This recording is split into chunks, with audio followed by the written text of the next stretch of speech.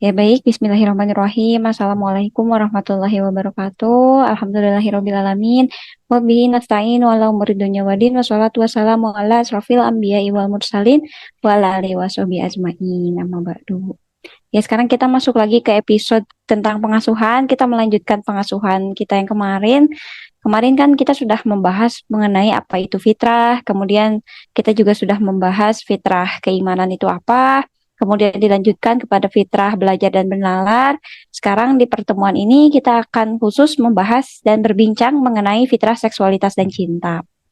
Jadi apa itu fitrah seksualitas dan cinta? Nah, sebelumnya kita harus tahu dulu nih, dalam Quran surat Al-Hujurat ayat 13 juga dinyatakan gitu ya bahwa Allah menciptakan manusia ya cuman ada dua gitu ya seksualitasnya, yaitu laki-laki dan perempuan. Di ayat yang lainnya Allah menjelaskan bahwa eh, aku menciptakan kalian itu berpasang-pasangan. Yang berpasang-pasangan berarti dalam hal ini ya pasangan yang normal itu adalah seorang laki-laki dan seorang perempuan, bukan seorang laki-laki dan laki-laki atau bahkan perempuan dan perempuan.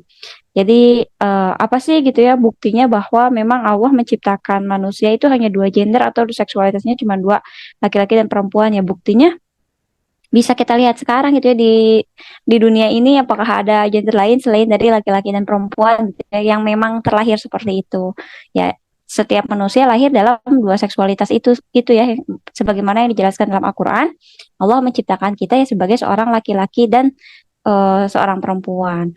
Kemudian apa itu fitrah seksualitas dan cinta? Fitrah seksualitas dan cinta itu menjelaskan bahwa setiap anak terlahir dengan jenis kelamin yaitu laki-laki dan eh, perempuan juga bisa berketurunan dengan laki-laki dan perempuan itu. Nah, nantinya anak laki-laki ini akan menjalankan sebagai peran keayahan. Kalau misalkan anak perempuan, ya nantinya pada muaranya akan menjalankan sebagai peran kebundaan. Tentu saja sebelum adanya peran keayahan atau peran kebundaan, pasti ada peran suami gitu ya sebelum jadi ayah, dan sebelum peran kebundaan ada peran jadi istri. Jadi gitu intinya sih, kalau misalkan kita sih bahas apa sih malam ini, ya kita mau bahas mengenai fitrah seksualitas manusia dan perasaan cinta pada manusia itu seperti apa. Khususnya dalam pengasuhan ya pasti kita akan membahas mengenai anak laki-laki dan anak perempuan.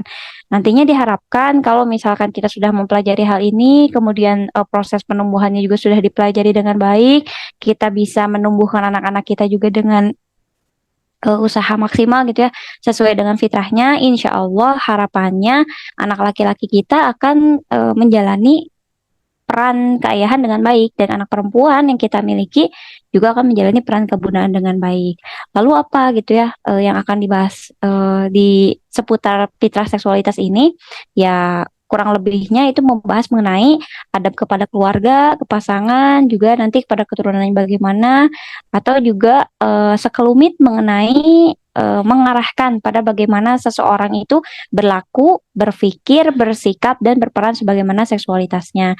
Jadi kalau misalkan kita ngebahasnya anak laki-laki nih, berarti nanti si anak laki-laki yang kita punya itu bagaimana dia berlaku sebagai laki-laki, berpikir sebagai seorang laki-laki, bersikap dan berperan sebagaimana seorang laki-laki.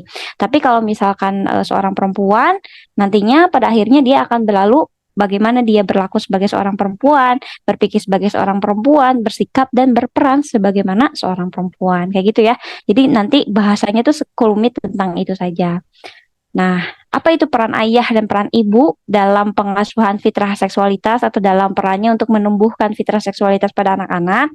Peran ayah itu menguatkan fitrah laki-laki pada anak laki-lakinya, juga adalah sebagai seharusnya cinta pertama bagi anak perempuannya, atau bahkan idola pertama ya bagi anak perempuannya. Jadi apa sih peran ayah dalam keluarga terutama dalam pengasuhan? Ya kalau misalkan dalam anak perempuan, si ayah ini harus berperan sebagai cinta pertama anak perempuan gitu ya.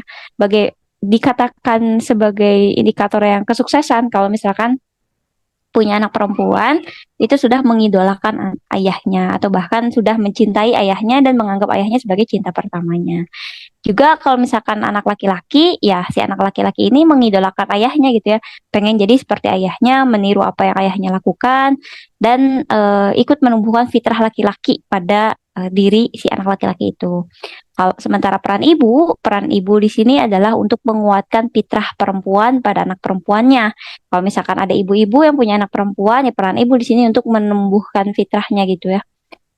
Dan juga cinta pertama dan milik yang paling berharga anak laki-lakinya. Nanti indikator lainnya, kalau misalkan ibu punya anak laki-laki, seharusnya anak laki-laki itu mengayomi ya, ikut mengayomi, ikut melindungi dan menyayangi ibu sebagai miliknya yang paling berharga. Itu sih. Jadi peran ayah dan peran ibu di sini secara general. Nah, di dalam fitrah seksualitas ini kita harus mengenal ada dua hal. Ada yang disebut dengan maskulinitas, ada yang disebut dengan femininitas, bukan feminimitas ya. Kalau feminimitas itu nanti ke feminisme. Kalau misalnya sekarang femininitas itu sisi keperempuanan.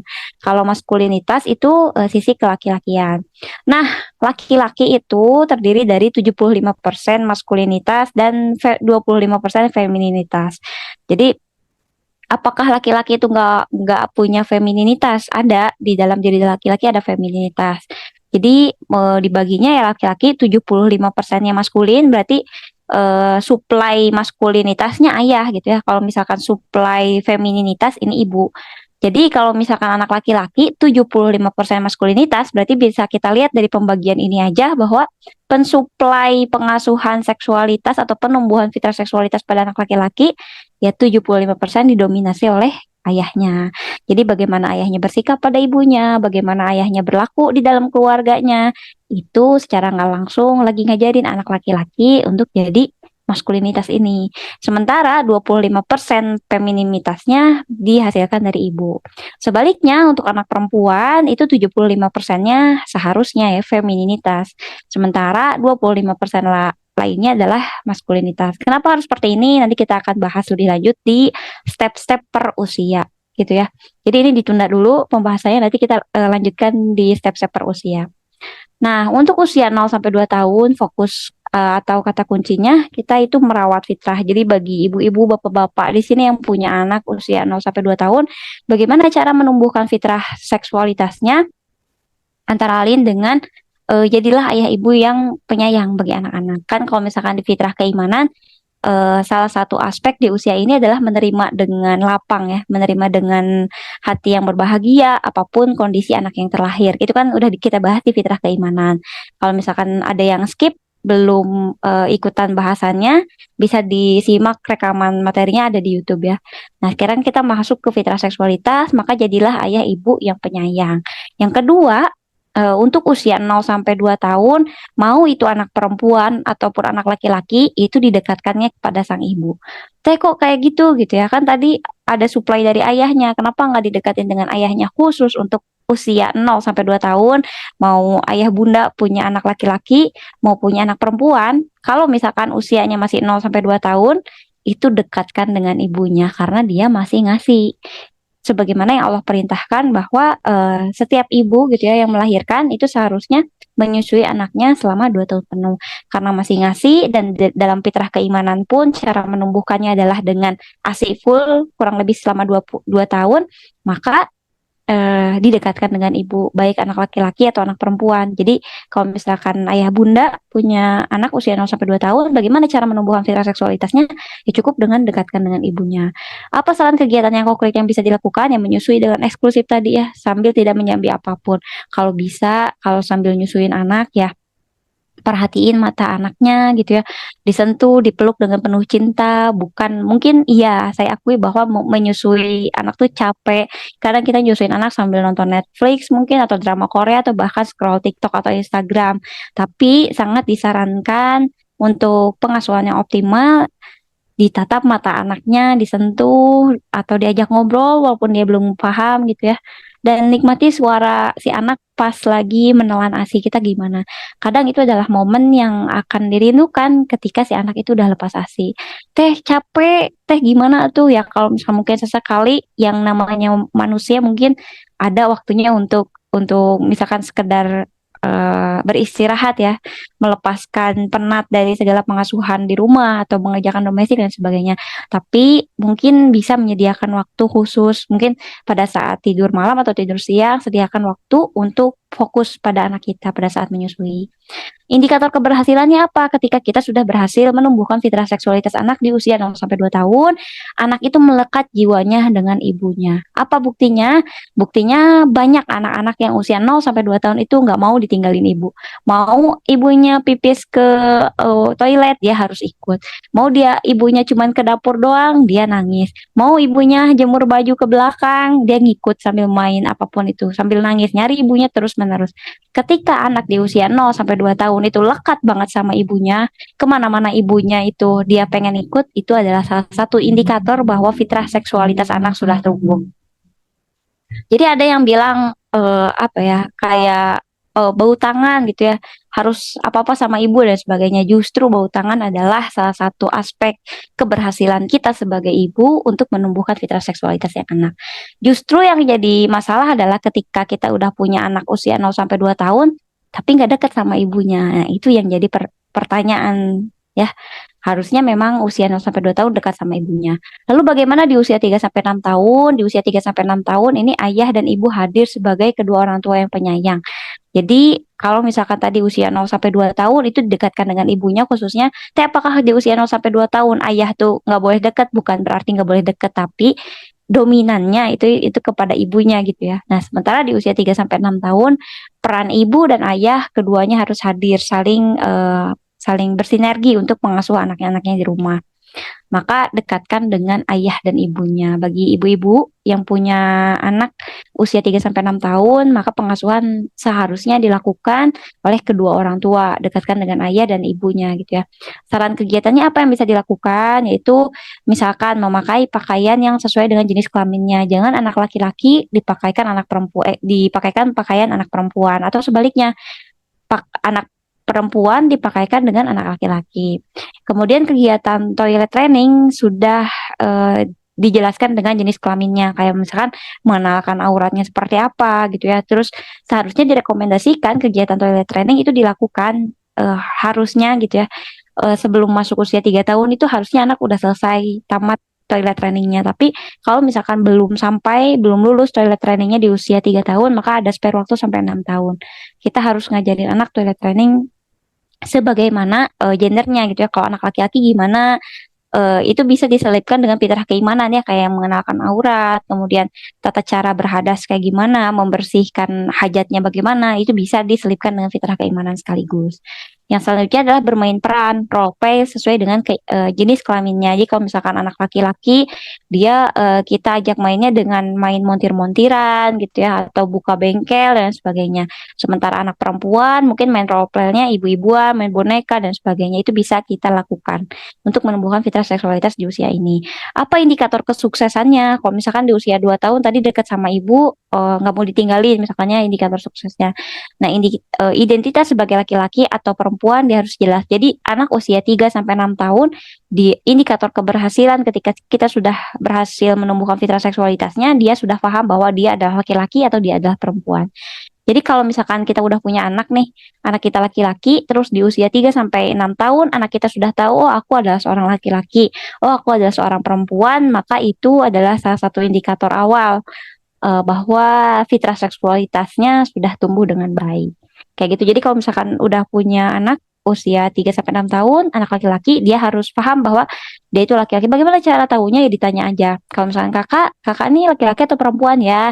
Terus kita sambil tes kalau Umi laki-laki atau perempuan gitu ya. Kalau Abi laki-laki atau perempuan, terus sama disebutin satu-satu.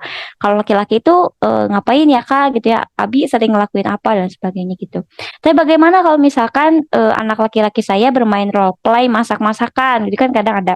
Nggak apa-apa kalau misalkan dia tahu bahwa perannya itu adalah laki-laki, dan di dalam role play itu diajarin bahwa dia sedang sebagai seorang laki-laki yang sedang membantu ibunya. Jangan dianggap bahwa dia adalah seorang perempuan yang harus mengerjakan hal itu gitu ya. Tapi ganti persepsinya atau maknanya bahwa dia adalah seorang laki-laki yang sedang membantu ibunya masak gitu ya. Kayak gitu. Gak apa-apa melakukan role play masak-masakan misalkan pada anak laki-laki, tapi ganti pemaknaannya dengan pemaknaan yang lain.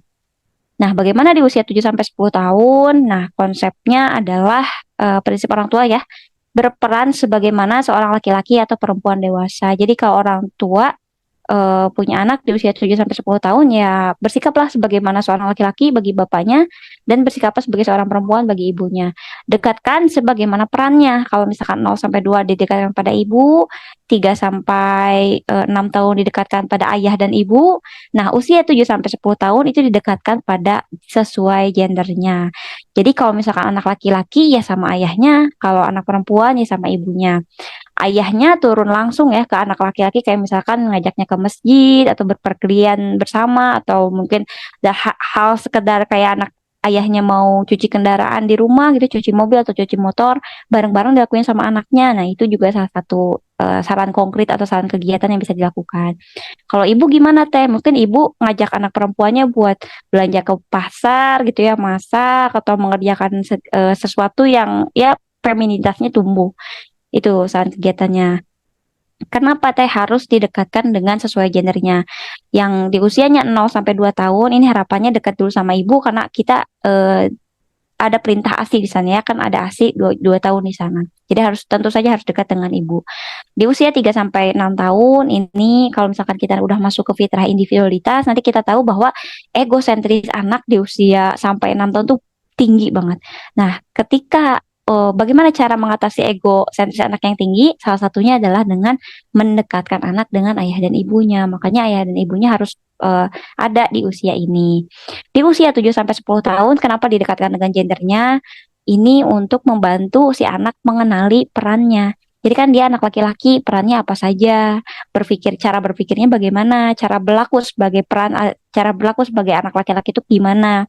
Sementara si anak perempuan ya dia nantinya akan paham melalui apa? Melalui apa yang dikenalkan oleh ayah dan ibunya. Makanya si anak laki-laki didekatkan pada ayahnya, sementara si anak perempuan didekatkan pada ibunya. Indikator keberhasilannya apa? Ketika kita sudah berhasil menumbuhkan fitrah seksualitas pada anak kita. Ya, ayahnya akan menjadi figur idola bagi anak laki-lakinya. Jadi, apapun yang dilakukan oleh ayahnya, yaitu sudah seharusnya menjadi idolanya bagi anak laki-lakinya. Kalau misalkan ibu, ya itu akan menjadi figur idola bagi anak perempuannya. Jadi secara nggak langsung, kalau singkatnya sih gini, anak laki-laki di usia 7 sampai 10 tahun dia akan paham bagaimana cara berpikir, bagaimana cara berlaku, dan bagaimana cara berkegiatan ala kelaki-lakian dari siapa? Dari ayahnya. Sementara anak perempuan itu akan mengetahui bagaimana cara berlaku, berpikir, dan berperan sebagaimana seorang perempuan dari siapa? Dari ibunya.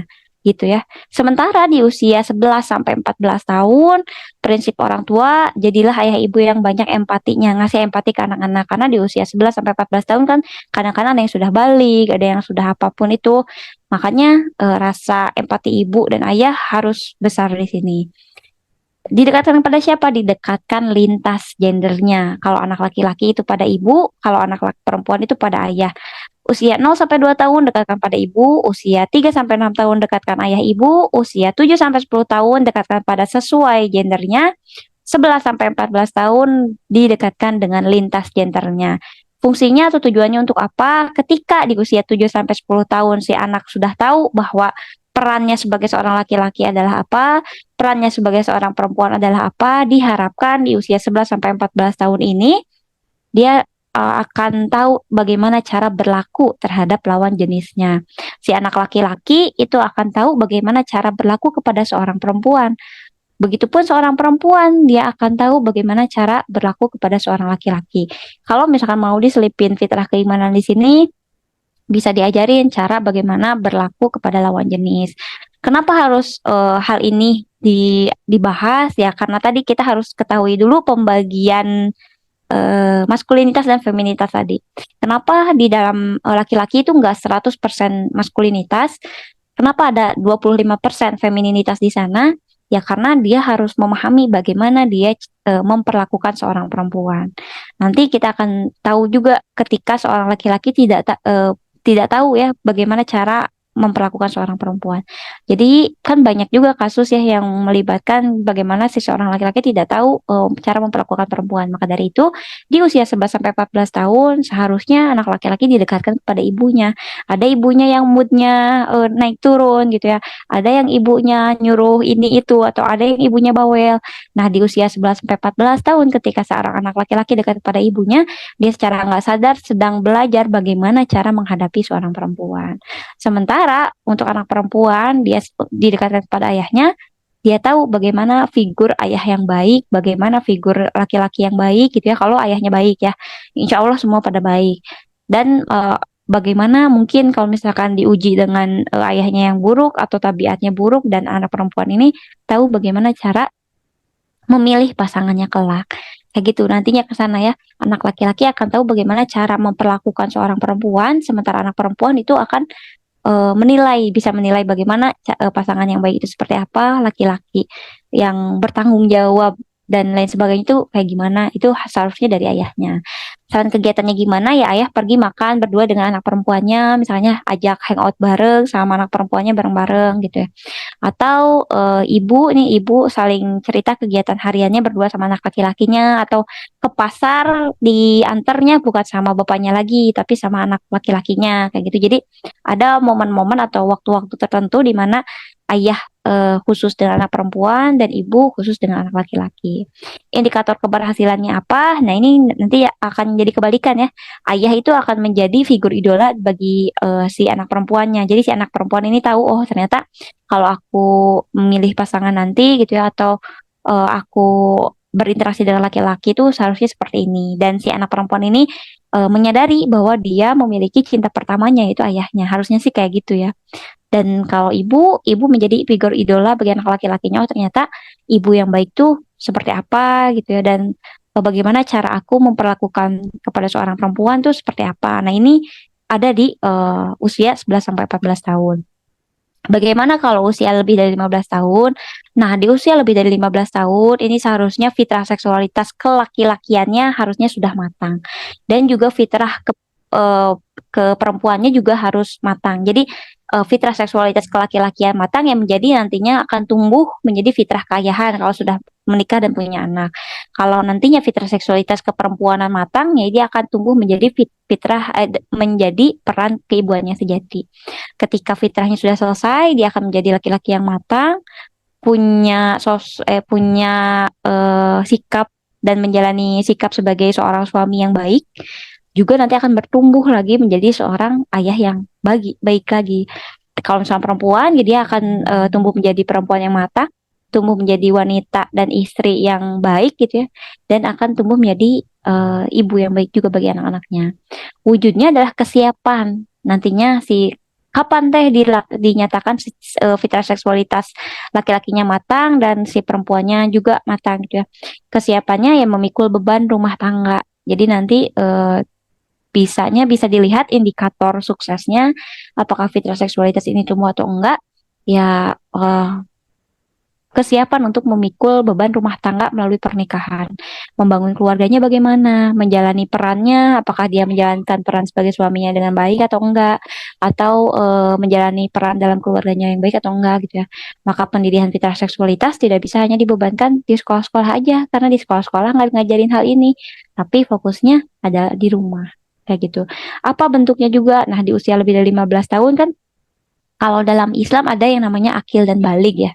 Akil itu ketika akalnya nyampe gitu ya. Akalnya bisa bertanggung jawab atas hal yang dilakukan. Sementara balik itu dari biologis. Jadi kayak misalkan laki-laki ditandai dengan mimpi basah. Kalau perempuan ditandai dengan haid atau menstruasi. Itu kan udah balik. Harapannya, kalau misalkan kita merujuk pada pendidikan anak di dalam Islam, harapannya sih seharusnya orang tua itu menyampaikan akil balik bersamaan, bareng-bareng gitu ya. Ketika dia sudah mimpi basah, ketika dia sudah haid, dan berarti fisiknya itu udah siap gitu ya. Fisiknya tuh udah matang, dia tandai dengan itu. Si laki-laki udah bisa membuahi, sementara si perempuan sudah bisa dibuahi gitu ya, sehingga terjadilah pembuahan di sana dan dia bisa menghasilkan anak. Nah, di sana itu kan udah mencapai balik. Tapi kasusnya sekarang banyak anak-anak yang udah balik duluan, tapi akalnya belum nyampe. Jadi ketika si fisiknya udah matang, fisiknya udah haid, fisiknya udah mimpi basah, tapi akalnya belum nyampe ke sana, belum nyampe kematangan. Jadi banyak anak-anak yang fisiknya udah matang banget, tapi akalnya belum sampai ke sana. Akilnya tuh nggak nyampe karena nggak diiringi dengan fitrah seksualitas tadi. Si anak laki-laki nggak tahu gimana cara berbuat yang baik kepada perempuan atau memperlakukan perempuan sebagaimana atau bahkan bagaimana caranya memikul beban tanggung jawab gitu ya atas apa yang dilakukan. Si perempuan juga belum siap bagaimana cara menghadapi laki-laki gitu ya. Segala omongan dari laki-laki dimasukin aja sama otaknya gitu ya, sehingga terjadinya apa? Banyak yang hamil duluan, banyak yang lakukan aborsi dan sebagainya. Itu karena apa? Akil baliknya nggak nyampe, nggak bersamaan gitu, kayak gitu. Dan itu akan dibahas di perkara pemisahan tempat tidur. Ini juga bisa untuk mencapai fitrah seksualitasnya. Jika memiliki anak, maka sudah seharusnya dipisahkan tempat tidurnya. Kapan dimulainya teh pemisahan tempat tidur pada anak-anak itu di usia direkomendasikannya di usia 5 sampai 7 tahun.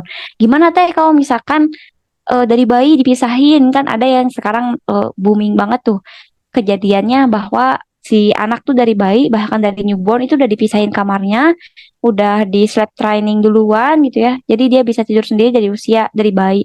Ya kalau misalkan kewajiban kita sebagai seorang ibu ASI full 2 tahun terpenuhi, kasih sayangnya juga terpenuhi, maka silahkan saja dilakukan. Makanya kalau misalkan mau dilakukan dari bayi pemisahan tempat tidur ini, pastikan dulu nih harus optimal dalam menyusui anak-anaknya dan tangki kasih sayang si anaknya itu terpenuhi dengan baik. Atau mungkin dimulai dari usia 0 sampai 4 tahun, nggak usah harus nungguin 5 tahun dulu. Pastikan anak mengikuti aturan sleep training yang benar. Ada juga yang salah kaprah ibu-ibu.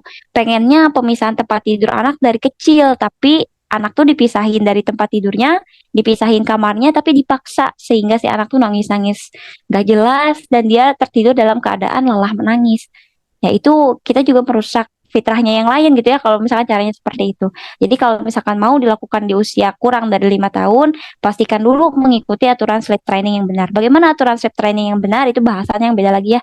Ada yang membuat suasananya temaram dulu gitu ya dan sebagainya. Ada step-step yang harus dilakukan tuh bagaimana itu ada aturannya sendiri ya bagaimana mengikuti aturan sleep training yang baik. Tapi banyak ibu-ibu yang salah kaprah dengan cara ya dipisahin aja langsung anaknya nangis terus juga nggak peduli gitu ya harusnya pisah kamar. Nah usia berapa yang direkomendasikan? Usia yang direkomendasikan adalah usia 5 sampai 7 tahun. Ketika anak sudah 5 tahun biasanya anak tuh udah punya pemikiran agak mikir gitu ya agak mikir udah bisa diajak diskusi sehingga dia bisa mau sendiri gitu ya untuk pisah kamar dengan kita. Kalau misalkan lebih dari 7 tahun belum aja pisah kamar berarti ini udah warning banget ya, udah pemberitahuan banget dan peringatan banget sama kita sebagai orang tua kalau usia anak udah lebih dari 7 tahun tapi dia belum pisah kamar. Bagaimana aturan pisah kamar yang baik ya seharusnya orang tua dengan anak harus di dalam harus pisah gitu ya di dalam kamar atau ruangan yang terpisah. Jadi kamar dan ruangannya terpisah dari orang tua dan anak tuh. Dan jika anaknya sama laki-laki, misalnya punya anak laki-laki dua nih, maka diperbolehkan aja satu kamar karena mungkin rumahnya ruangannya terbatas dan sebagainya boleh satu kamar. Tapi direkomendasikan untuk pisah kasur. Jadi kalau misalkan dalam satu kamar sama-sama laki-laki tapi pisah kasur aja teh nggak ada budget buat pisah kasur gitu ya kasurnya satu aja yang besar tapi punya anak dua laki-laki gimana ya dipisahin selimutnya jadi sebisa mungkin selimutnya jangan nyampur gitu ya jangan sama begitu juga yang dilakukan kalau misalkan punya anak dua orang perempuan setidaknya kalau punya budget yang besar pisahin aja kamarnya gitu ya anak perempuan satu anak perempuan dua kalau nggak ada boleh satu kamar tapi pisah kasur. Kalaupun masih nggak ada budget untuk pisah kasur, setidaknya pisah selimutnya. Kayak gitu. Atau dikasih batas lah sekedar guling atau apa di antara kedua anak yang sesama jenisnya. Bagaimana jika punya dua anak yang jelas-jelas berbeda gitu jenis kelaminnya, anak laki-laki dan anak perempuan ya tentu saja harus dipisah. Mau nggak mau, suka nggak suka ya harus dipisah. Jangan disatukan dalam satu kamar. Tapi gimana kalau kamarnya cuma satu gitu ya, tapi anak laki-laki dan anak perempuannya ini gitu ya dalam satu rumah sebisa mungkin kita bikin sekat, entah itu pakai triplek, entah itu pakai apapun itu, pokoknya dibikin satu ruangan itu dibikin dibagi dua, dipisahin sekatnya antara ruang laki-laki dengan perempuan, atau sedikit melakukan renovasi dalam ruangan itu gitu ya, atau bahkan membuat tempat baru bagi anak kita yang lain, kayak gitu, seperti itu ya. Bagaimana di Sirah Nabawiyah teh? Bukankah Nabi Muhammad ditinggalkan ayahnya meninggal dunia pas sebelum Nabi Muhammad lahir? Bukankah itu nantinya akan menyelisihi aturan dari pengasuhan fitrah ini gitu ya? Kan ayahnya Nabi Muhammad juga sudah meninggal. Bagaimana cara pengasuhannya? Kita lihat dan kita bedah per usia. Fitrah seksualitas Nabi tumbuh di usia 0 sampai 3 tahun ya, itu didekatkan dengan ibunya kan konsepnya. Ya, lihat di dalam sirah bahwa Nabi itu disusui bahkan oleh 3 orang ya. Disusui oleh Suaibah dulu, pernah disusui oleh Suaibah. Juga disusui oleh Aminah selaku ibunya. Dan terakhir nanti dibawa ke Bani Sa'ad itu oleh Ibunda Halimatus Sya'diyah. Dibawa ke Bani Sa'ad kan, diasuh. Jadi pengasuhan Nabi itu bukan di kota Mekah tapi di kampung, di perkampungan, namanya di Bani Sa'ad. Tuh, didekatkan dengan ibunya. Asinya full dua tahun gitu ya, penuh dikasih. Ini sudah sesuai dengan aturan fitrah, didekatkan dengan ibunya. Di usia 3 sampai 6 tahun dekatkan dengan ibu dan ayahnya. Bagaimana? Kan ayahnya Nabi Muhammad sudah meninggal dunia.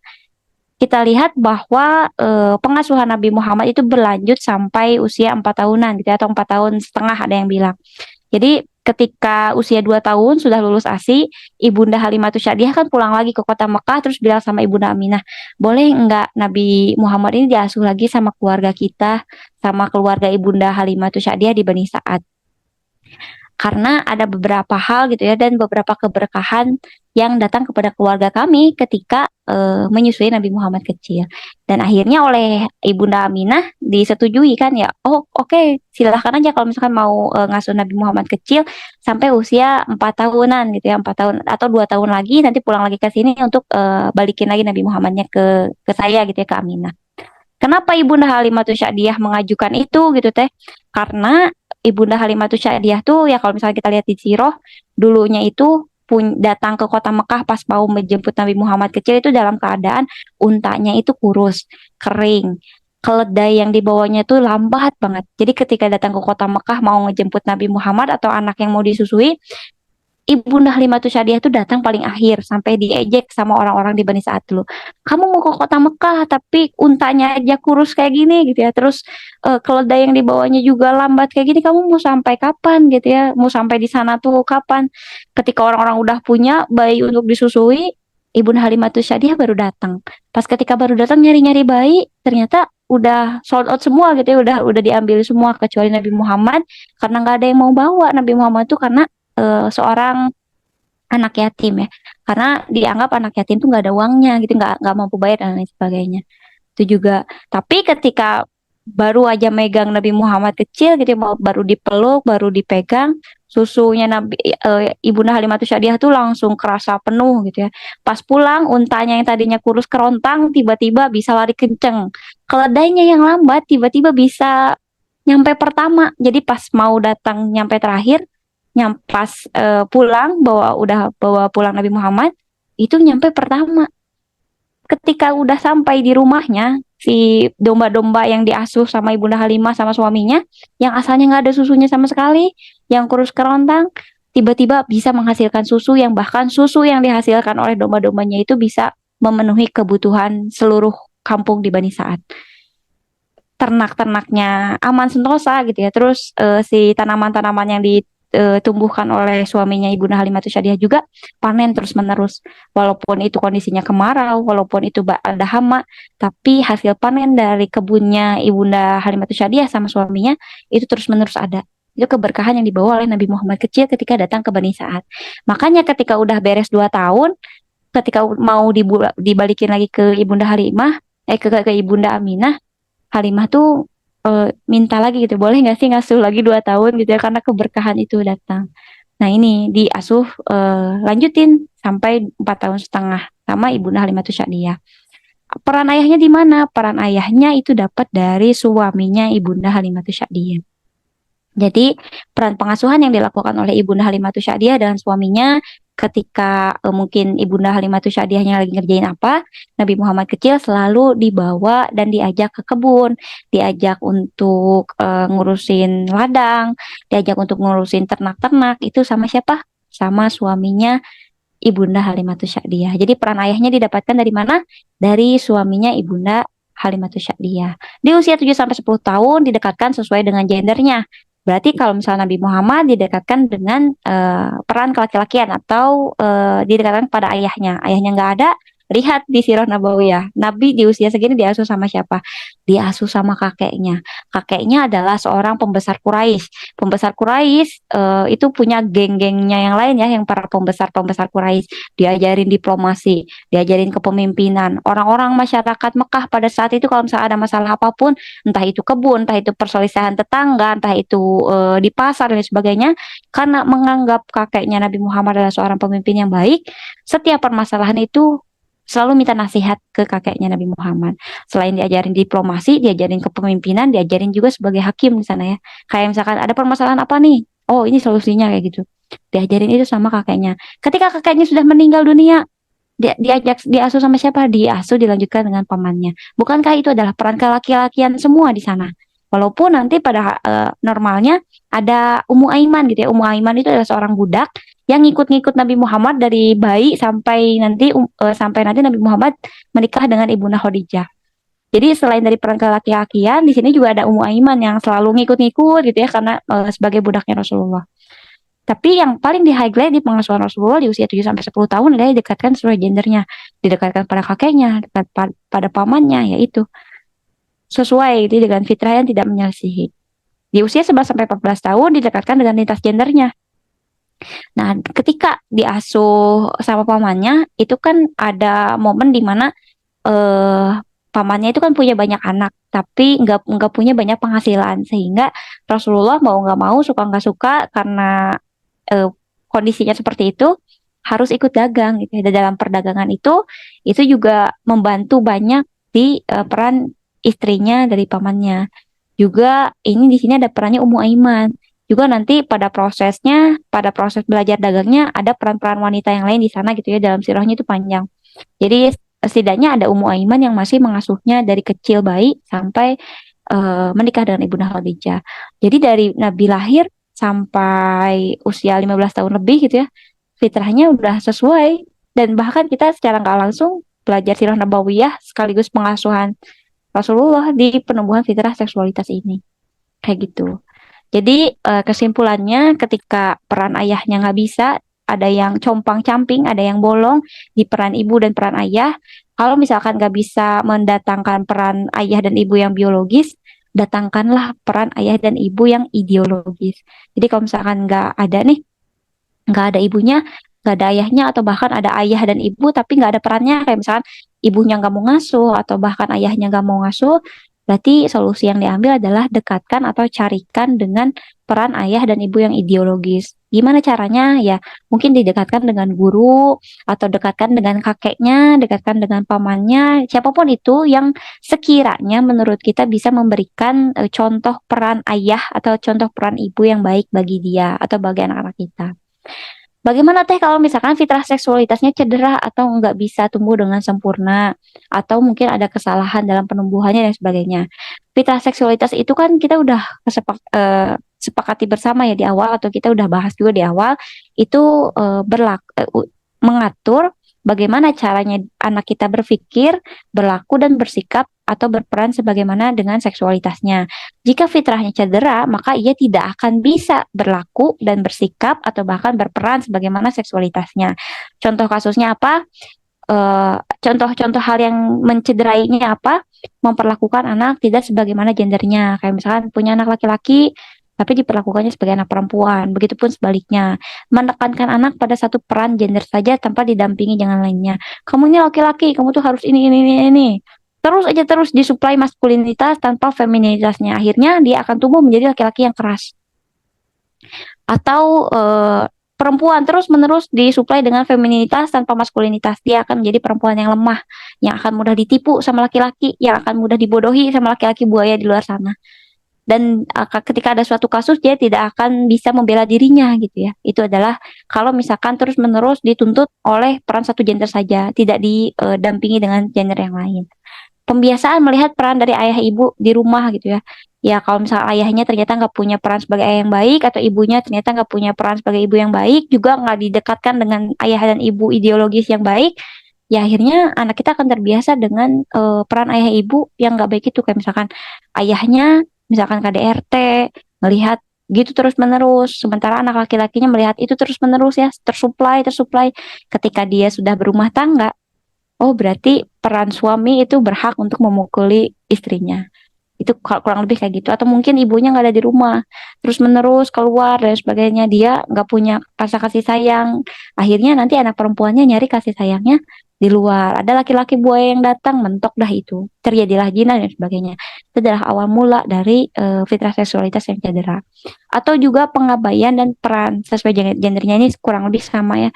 Jadi kayak ayahnya nggak punya peran sebagai peran keayahan, ibunya nggak punya peran sebagai keibuan. Kalau ini juga terkait dengan hak dan kewajiban seorang suami dan seorang istri. Kalau misalkan seorang suami kan diantaranya wajib memberi nafkah, wajib mengayomi istrinya dan sebagainya, mengajarkan istrinya dan keluarganya tentang sesuatu hal yang baik. Tapi ketika si ayahnya ini mengabaikan perannya, ternyata dia nggak nyari nafkah gitu, dia cuma diam-diam di rumah, males-malesan. Secara nggak langsung ya anak laki-lakinya juga akan mencontoh hal itu. Misalkan kalau ibunya ternyata ibunya lebih mentingkan di luar gitu ya, banyak aktivitas di luar, sementara si anaknya lebih sering sama neneknya gitu dan sebagainya, tanpa memperhatikan atau memperhatikan pengasuhan anaknya dan sebagainya, secara nggak langsung nanti oh ternyata memang ibu tuh harus mandiri juga gitu, harus ini juga. Nanti takut-takutnya si anak punya pemikiran feminisme gitu ya, bahwa si perempuan itu memang harus superior dibandingkan laki-laki dan sebagainya. Kan banyak banget ya isu-isu terkait itu. Nah, itu salah satu fitrah seksualitas yang cedera. Bagaimana cara mengembalikan fitrah seksualitas yang cedera teh?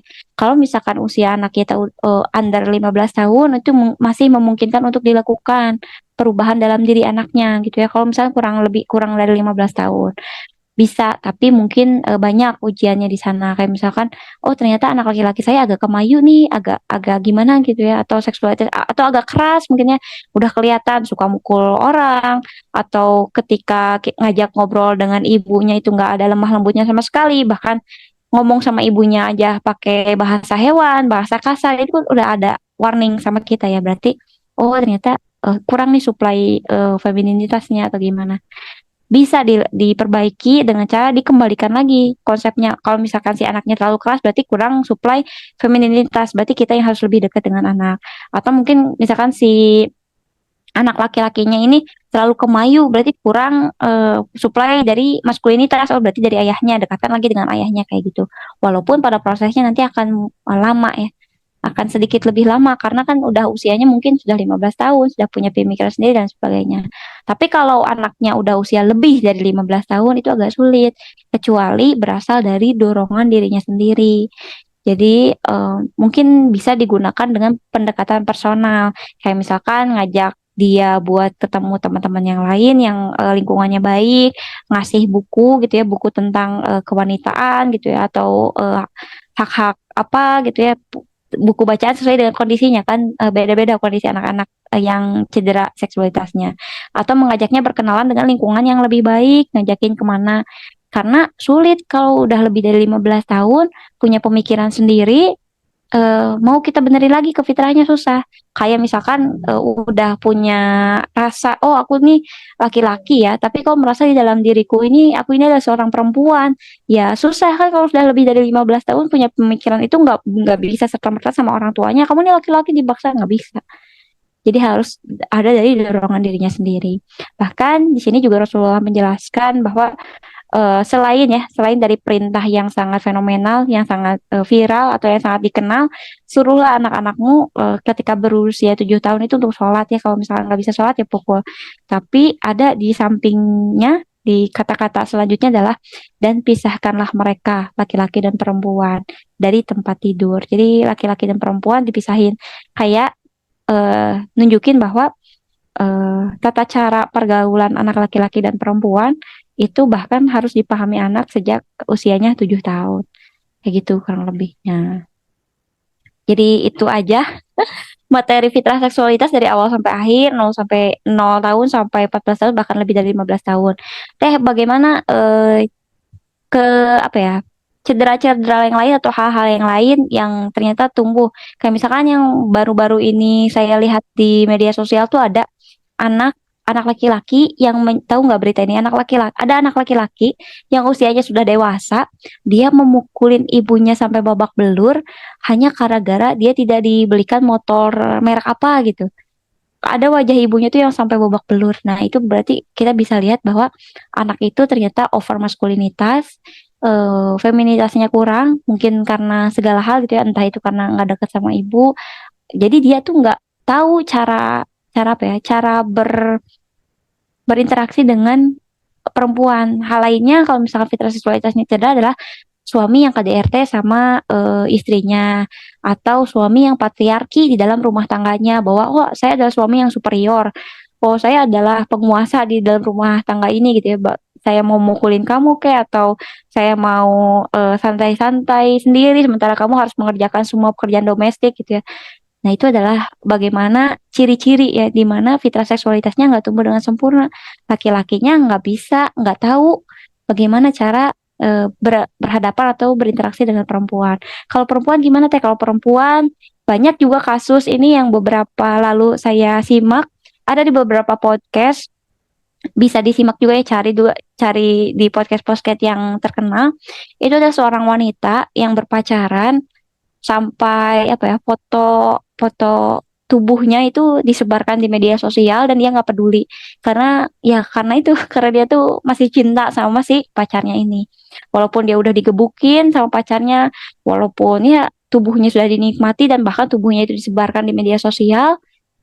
Dia baru sadar-sadar ketika ada beberapa orang yang mengingatkan gitu ya, dan ada orang tuanya yang menegur. Ternyata orang tuanya itu melihat dirinya tanpa pakaian di media sosial tersebar, barulah dia sadar bahwa oh ternyata itu adalah hal yang salah. Jadi apa ya, kayak kayak perempuan yang nggak tahu bagaimana cara menilai mana laki-laki yang patut dipertahankan dan mana laki-laki yang harus ditinggalkan. Itu salah satu ciri juga bagaimana fitri seksualitas ini tidak tumbuh dengan sempurna. Hal lainnya apa teh? Ya tentu saja ya peristiwa LGBTQ, ada lesbi, gay, biseksual, transgender, dan queer. Queer itu adalah ya ke siapa-siapa aja mau gitu ya, sama kayak biseksual, mau ke transgender dan sebagainya. Bahkan di Amerika, kalau misalkan di Thailand itu ada sekitar 17 gender, di Amerika sekarang udah ada 100 gender. Ya entah apa itulah. Jadi yang Allah asalnya turunkan dua, laki-laki dan perempuan, malah di sekarang di Indonesia atau bahkan di dunia udah ada sampai 100 gender, entah itu apapun. Jadi dibagi-baginya tuh kayak misalkan perempuan yang seperti laki-laki tapi menyukai perempuan, perempuan yang seperti laki-laki tapi menyukai laki-laki, terus perempuan, aduh banyak banget itu kayak gitu. Saya baca tuh ya memang gender itu seperti itu, sudah sangat jauh dari fitrah seksualitas.